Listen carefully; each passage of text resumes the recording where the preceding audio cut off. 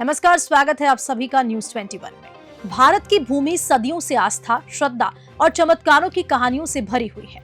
विशेषकर राजस्थान और मरुधरा की अगर बात की जाए तो यहाँ आस्था और अंधविश्वास का अद्भुत मेल देखने को मिलता है। टोंक जिले का सुरेली गांव एक ऐसी ही अनोखी घटना का गवाह है जो हर साल तेजा दशमी के अवसर पर आयोजित होने वाले ऐतिहासिक मेले में देखने को मिलती है।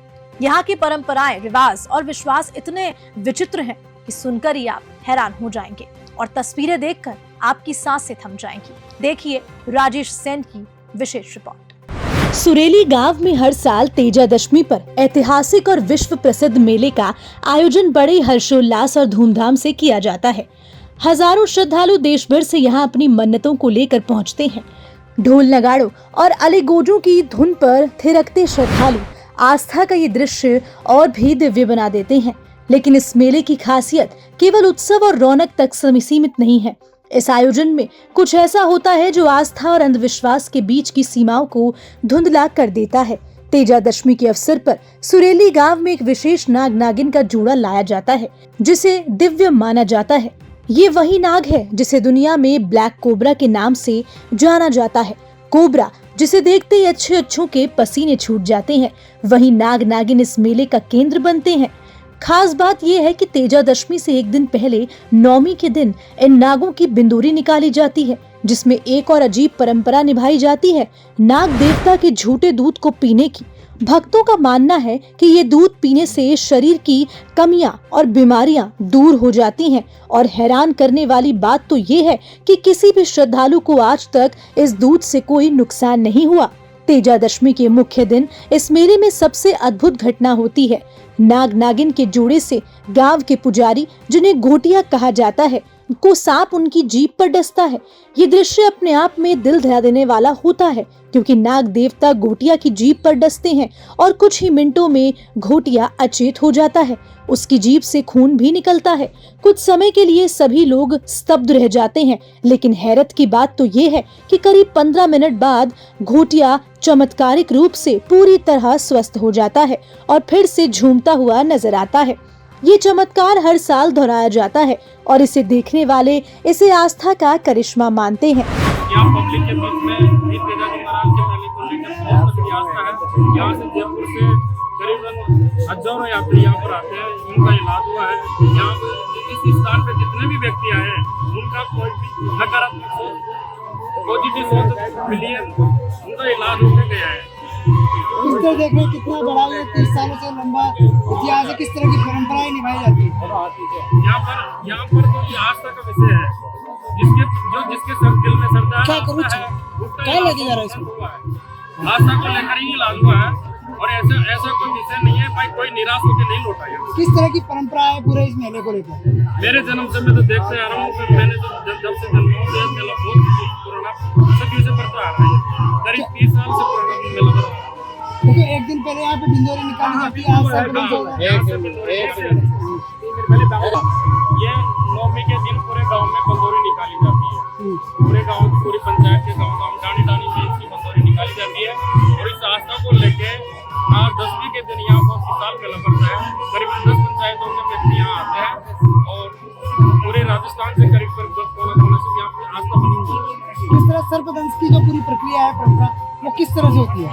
प्रक्रिया तो ये है, 5 दिन पहले बामी पूजन किया जाता है। बामी पे जाके पूजन किया जाता है। नाग देवता को निमंत्रण दिया जाता है। वो फिर वो 4 बजे मंदिर के अंदर बैठ हो जाते हैं। वहाँ से उनको रिसीव करते हैं। गाजे बाजे के साथ पूरे गांव में बंदूरी निकाली जाती है और 2 दिन नाग देवता यहाँ स्थान पे निवास करते हैं। स्थानीय लोग और भक्त इसे आस्था का चमत्कार मानते हैं, लेकिन ये घटना विज्ञान के लिए एक अनसुलझी पहेली है। जिस नाग को दुनिया के सबसे जहरीले सांपों में से एक माना गया है और जिसके डसने से कुछ मिनटों में मौत हो जाती है, उसी सांप को कोई अपनी जीभ पर कटवाकर कैसे जीवित रह सकता है? ये सवाल हर किसी को उलझन में डाल देता है। भक्त इसे तेजाजी की कृपा मानते हैं, वहीं वैज्ञानिक इस घटना को समझने में असफल रहे हैं। ब्लैक कोबरा, जिसे देखकर अच्छों की रूह कांप उठ जाती है, इस मेले का केंद्र बनता है। कहते हैं कोबरा के डसने के बाद इंसान पानी तक नहीं मांगता, उससे पहले ही उसकी मौत हो जाती है।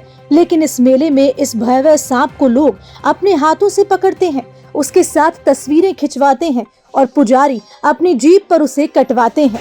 ये घटना किसी को भी हिलाकर रख देती है, लेकिन ये आस्था का चमत्कार है या विज्ञान की कोई अनसुलझी पहेली, ये आज भी एक बड़ा सवाल है और ये सब एक रहस्य बना हुआ है। आखिरकार ये मेला आस्था और विज्ञान के बीच एक ऐसी रहस्यमय सीमा बनाता है जिसे समझा पाना बेहद ही मुश्किल है। एक तरफ भक्त इसे आस्था का चमत्कार मानते हैं तो दूसरी तरफ वैज्ञानिक इस घटना के पीछे के रहस्य को सुलझाने में असमर्थ हैं। ये सवाल बना रहता है, क्या ये चमत्कार आस्था की ताकत है या फिर ये विज्ञान के लिए एक अनसुलझी पहेली। सुरेली गांव का ये ऐतिहासिक मेला हर साल हजारों लोगों को खींच लगता है और यहाँ होने वाली ये अनोखी घटना आस्था और विज्ञान की सीमाओं को चुनौती देती रहती है। चाहे आप इसे चमत्कार कहें या अंधविश्वास, लेकिन एक बात तो तय है कि ये मेला हर किसी के दिल में गहरी छाप छोड़ जाता है। Bureau report, news 21। सबसे पहले तो मैं देश और प्रदेश वासियों को तेजादशमी की गाड़ी को बहुत बंद कर दे, बधाई और गाड़ी को शुभकामनाएं देता हूँ।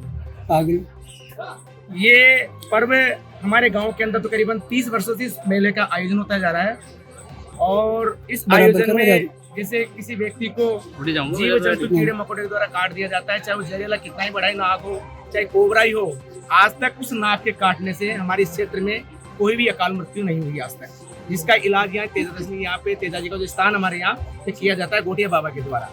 देखिए यहाँ एक और बड़ी परंपरा क्या उपचार यहाँ पर किए जाते हैं इसको लेकर? उपचार तो देखो यहाँ पे क्या तेजाजी का जो भाव आता है गोटिया बाबा को, उनको भोग लगाकर तेजा बाबा उनके गोटिया बाबा के शरीर में आके वो अपने मुंह से जहर का सेवन करते हैं, जहर को खींचते हैं, चाहे वो कैसा ही नाग हो कैसा ही जहर। देखिए ये सालों से परंपरा रही है यहाँ सर्पदंश की, पूरे हिंदुस्तान में एकमात्र ऐसी जगह है यहाँ जो सर्पदंश होता है। किस तरह की आस्था है, कितना बड़ा चमत्कार है? नहीं, ये आस्था का विषय है, ये आस्था है जब ये चमत्कार हो रहा है। अगर चमत्कार आस्था नहीं होगी तो चमत्कार नहीं होगा, और चमत्कार है जिसका आप लोग प्रत्यक्ष में देख रहे हैं, क्योंकि ये आयोजन 30 वर्षों से चल रहा है और इसमें बड़े रूप में करीबन 30 गांव के लोग 25-30 गांव के लोग आते हैं और कैसी स्थिति में चल रहा है, कैसा ही कुछ चल रहा है, ठीक है ना। लेकिन हमारे यहाँ पे ये एक विज्ञान को भी चैलेंज है।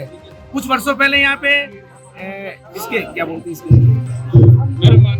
हैं जहाँ हमने कुछ वर्षों पहले टीवी चैनल वाले आए थे यहाँ पे, उन्होंने कहा था कि हम देखते हैं कौन सा कोबरा सांप काटता है, ये बिल्कुल आप भ्रम फैला रहे हैं कि ऐसा नहीं हो सकता। तो वापिस मेलों का आयोजन किया गया था और टीवी चैनल वाले डिस्कवरी वाले चैनल वाले आए थे यहाँ पे, जिनको बुलाया गया था। वापिस ऐसे मेलों का आयोजन हुआ था जिसके अंदर जैसे आज आप नाग नागिन का जोड़ा आया है और वैसे ही इस मेलों का आयोजन हुआ जिसके अंदर प्रत्यक्ष में बताया गया था, ठीक है ना। लोग देखने आते हैं इसको? करीबन आसपास में सुरेली है, बनेठा है, ककोट है, टोंक, जयपुर, सवाई माधोपुर, आसपास के बड़े बड़े शहरों से लोग आते हैं।